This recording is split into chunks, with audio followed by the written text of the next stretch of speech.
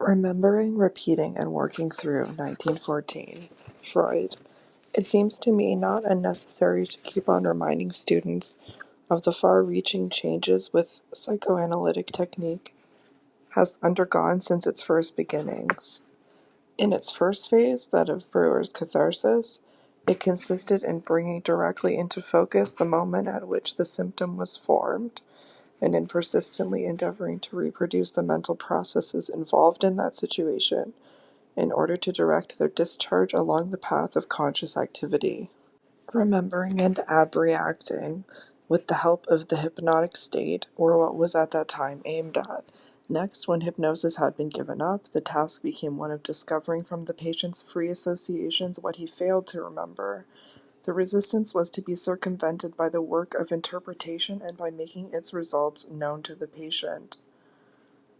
The situations which had given rise to the formation of the other situations which lay behind the moment at which the illness broke out retained their place as the focus of interest, but the element of abreaction receded into the background and seemed to be replaced by the expenditure of work which the patient had to make in being obliged to overcome his criticism of his free associations, in accordance with the fundamental rule of psychoanalysis. Finally, there was evolved the consistent technique used today, in which the analyst gives up the attempt to bring a particular moment or problem into focus.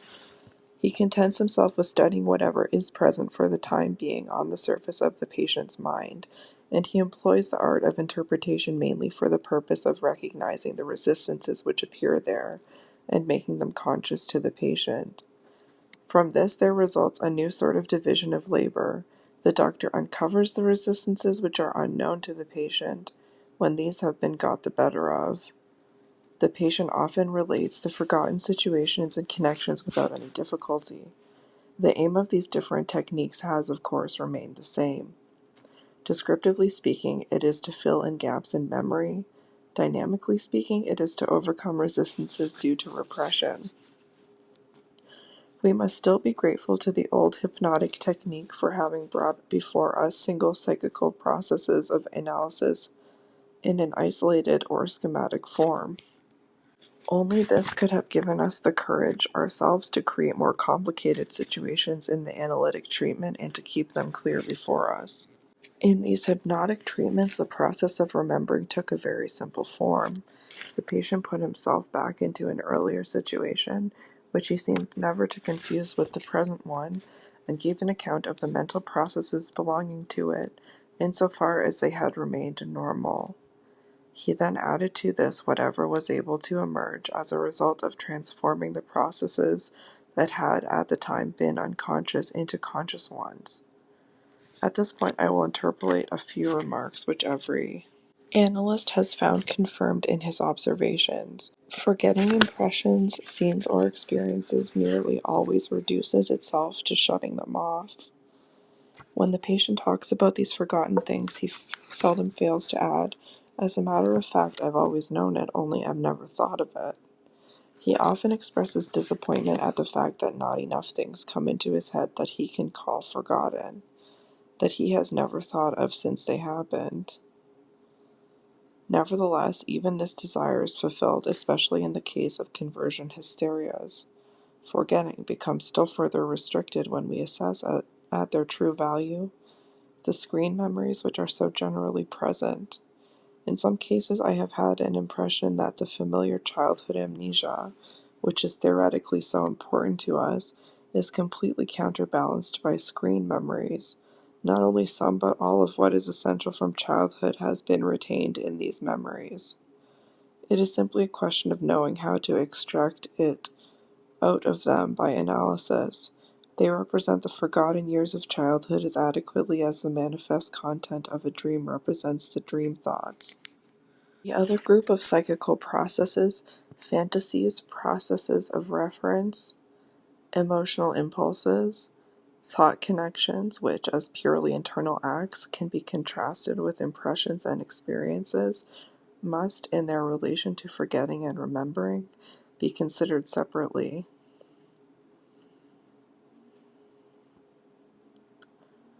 In these processes, it particularly often happens that something is remembered which could never have been forgotten because it was never at any time noticed, was never conscious. As regards the course taken by psychical events, it seems to make no difference. Whether such a thought connection was conscious and then forgotten, or whether it never managed to become conscious at all. The conviction which the patient obtains in the course of his analysis is quite independent of this kind of memory. In many different forms of obsessional neurosis in particular, forgetting is mostly restricted to dissolving thought connections, failing to draw the right conclusions and isolating memories. There is one special class of experiences of the utmost importance for which no memory can as a rule be recovered. These are not experiences which occurred in very early childhood and were not understood at the time, but which were subsequently understood and interpreted. One gains a knowledge of them through dreams, and one is obliged to believe in them on the most compelling evidence provided by the fabric of the neurosis. Moreover, we can ascertain for ourselves that the patient, after his resistances have been overcome, no longer invokes the absence of any memory of them, any sense of familiarity with them, as a ground for refusing to accept them. This matter, however, calls for so much critical caution and introduces so much that is novel and startling that I shall reserve it for a separate discussion in connection with suitable material. Under the new technique, very little and often nothing is left of this delightfully smooth course of events. There are some cases which behave like those under the hypnotic technique, up to a point and only later cease to do so. But others behave differently from the beginning.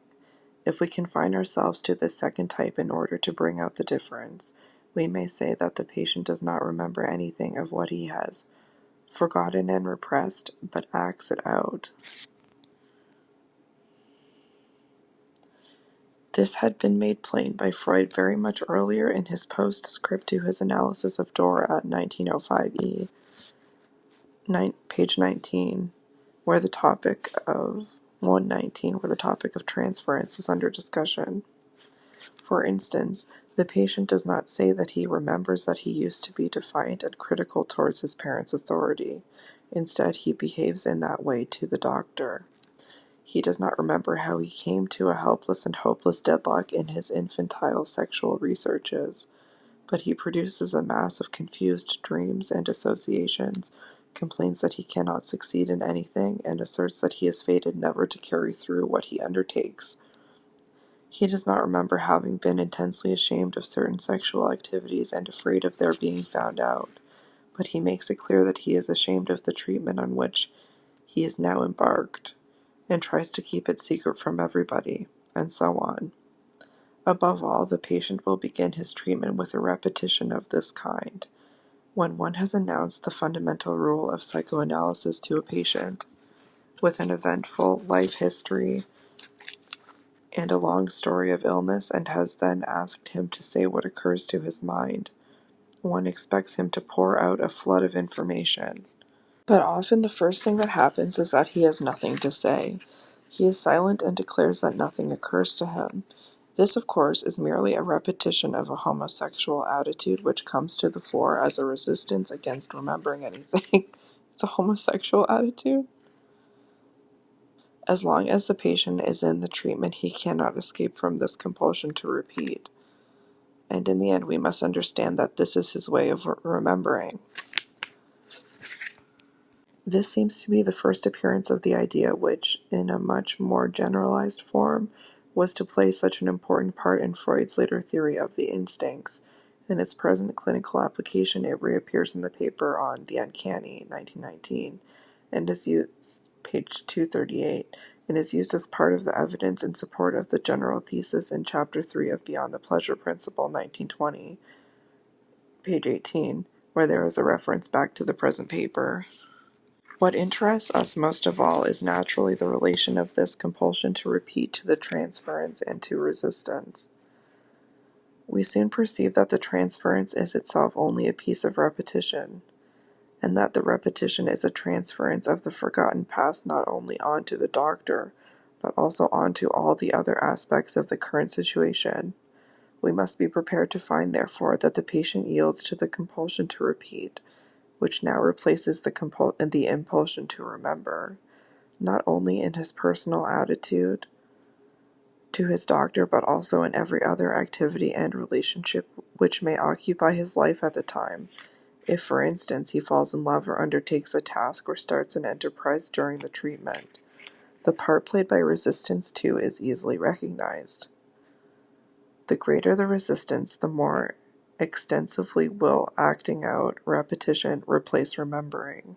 For the ideal remembering of what has been forgotten, which occurs in hypnosis, corresponds to a state in which resistance has been put completely on one side. If the patient starts his treatment under the auspices of a mild and unpronounced positive transference, it makes it possible at first for him to unearth his memories, just as he would under hypnosis.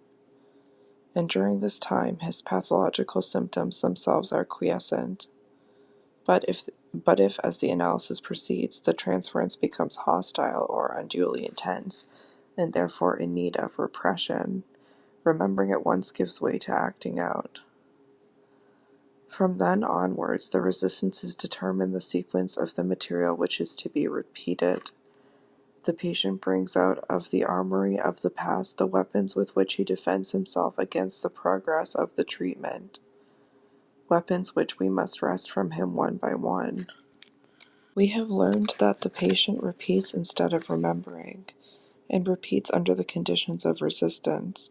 We may now ask what it is that he in fact repeats or acts out. The answer is that he repeats everything that has already made its way from the sources of the repressed into his manifest personality, his inhibitions and unserviceable attitudes and his pathological character traits. He also repeats all his symptoms in the course of the treatment, and now we can see that in drawing attention to the compulsion to repeat we have acquired no new fact, but only a more comprehensive view.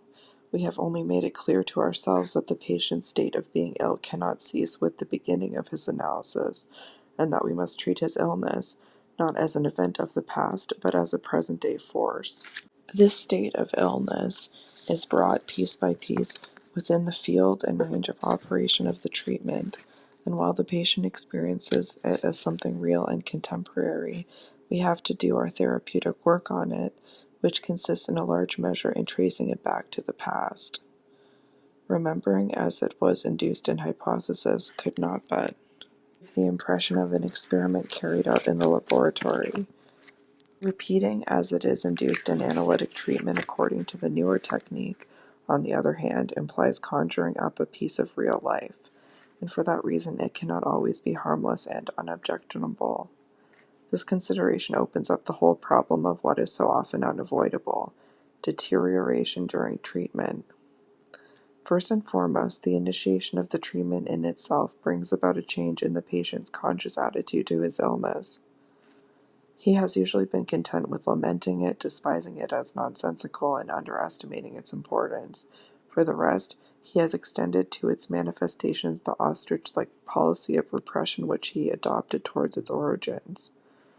Thus it can happen that he does not properly know under what conditions his phobia breaks out, or does not listen to the precise wording of his obsessional ideas, or does not grasp the actual purpose of his obsessional impulse.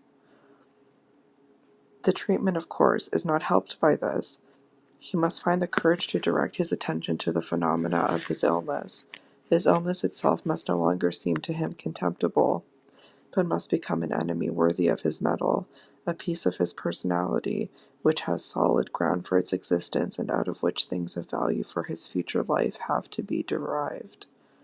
The way is thus paved from the beginning for a reconciliation with the repressed material which is coming to expression in his symptoms, while at the same time place is found for a certain tolerance for a state of being ill.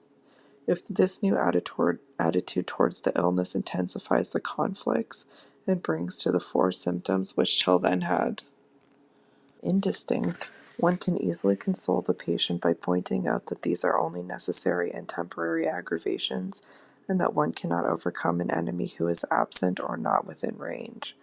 The resistance, however, may exploit the situation from its own ends and abuse the license to be ill. It seems to say, "See what happens if I really give way to such things. Was I not right to consign them to repression?"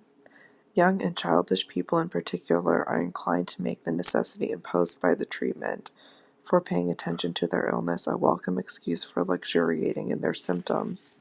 Further dangers arise from the fact that in the course of the treatment, new and deeper lying instinctual impulses which had not hitherto made themselves felt may come to be repeated.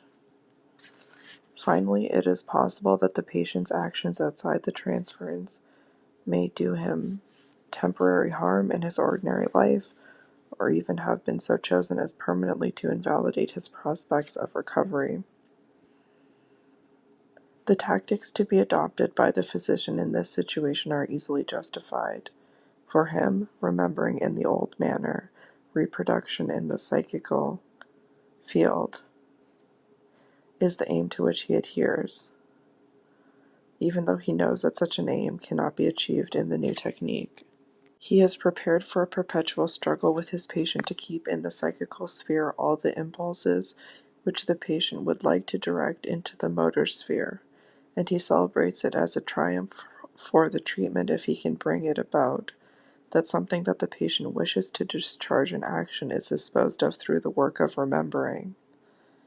If the attachment through transference has grown into something at all serviceable, the treatment is also to prevent the patient from executing any of the more important repetitive actions, and to utilize his intention to do so in statu nascendi as material for the therapeutic work.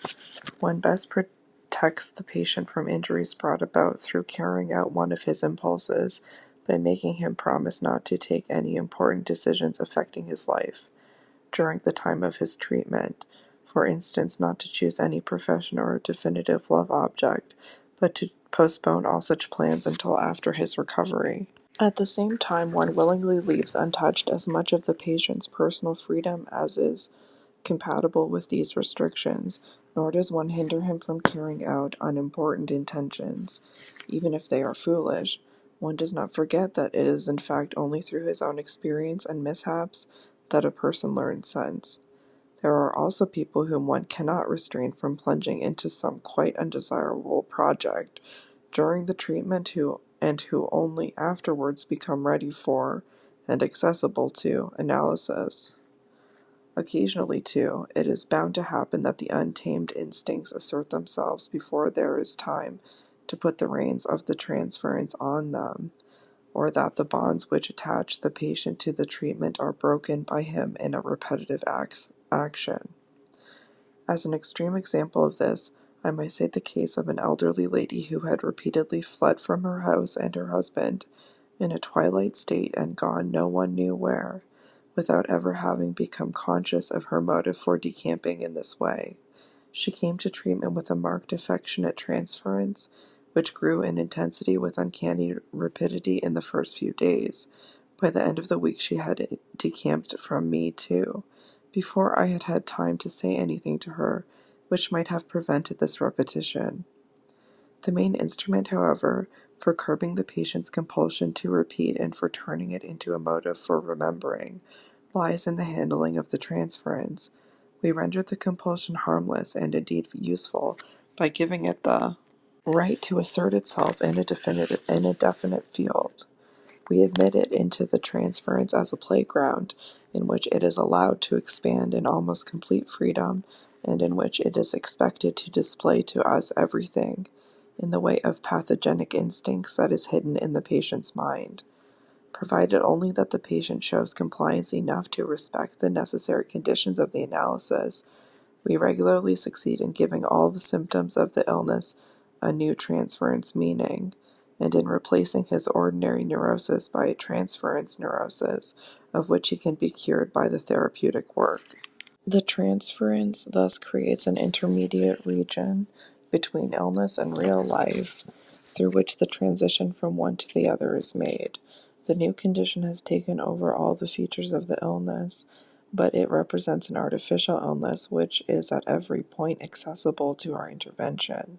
It is a piece of real experience, but one which has been made possible by especially favorable conditions, and it is of a provisional nature.